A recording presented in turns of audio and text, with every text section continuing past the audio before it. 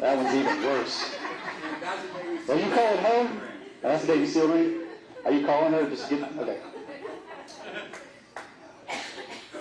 President Trump activates all these tariffs. Now, globally, the trade globally, when it comes to America and every other country, is very skewed. And you guys are probably very well read of this. We pay hundreds of percentages in some countries where imports for us is 2.3%.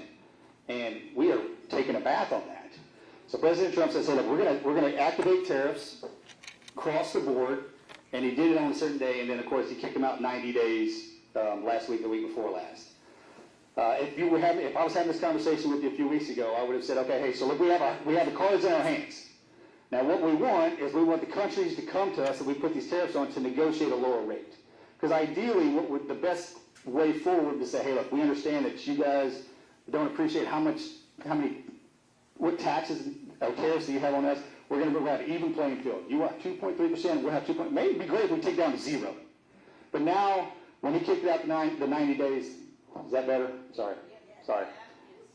Countries are coming to the United States saying, okay, hey, let's talk about this. Where do we need to go? And that's the best way forward. Of course, now we have China. Now, we bumped up to 145%, and then China's doing the exact same thing. So this is a full-fledged trade war, all right? The tariffs work in certain ways. I get asked this question, are tariffs good or bad? They're both. Absolutely. I looked at my 401k the other day, buddy, let me tell you something. I don't want to look at it again. All right, it's not Republican or Democrat, it's just, hey, look, I took that hit. Now, yeah, cut it in half. So, in history, tariffs have been, our Democratic colleagues and our Republican colleagues, we argue about this, but both sides have been on the same side in history, especially when it comes to China. In 1996, our trade deficit with China was $35 billion. It's over $300 billion now. We are way out of sorts. And the tariffs, again, depending on how we play this out, now we get tariffs with China, Russia, Mexico, and Canada, in hopes that they come to the table and say, okay, hey, look, this is just bad business altogether. What agreement can we come to make this right?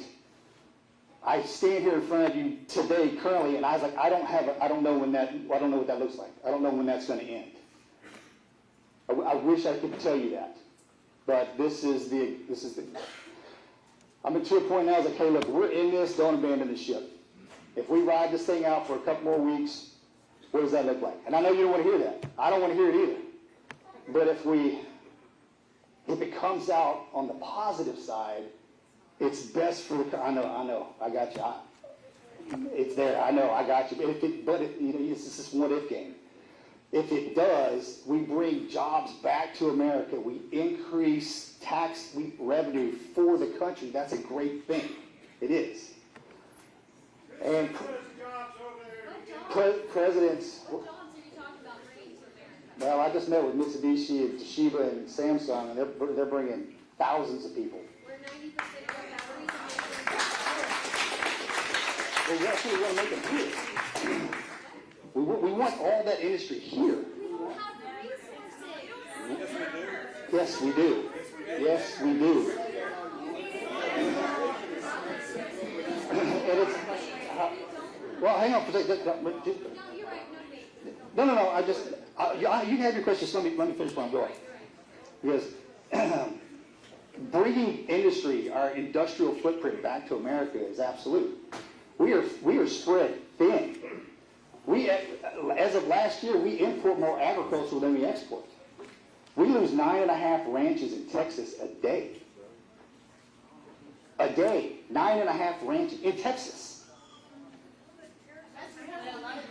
That's where the tariff. So I know. I understand the question. The tariffs with these countries bringing this debate is happening right now, bringing them back. And if it lands, which I absolutely think it will, that's great for us.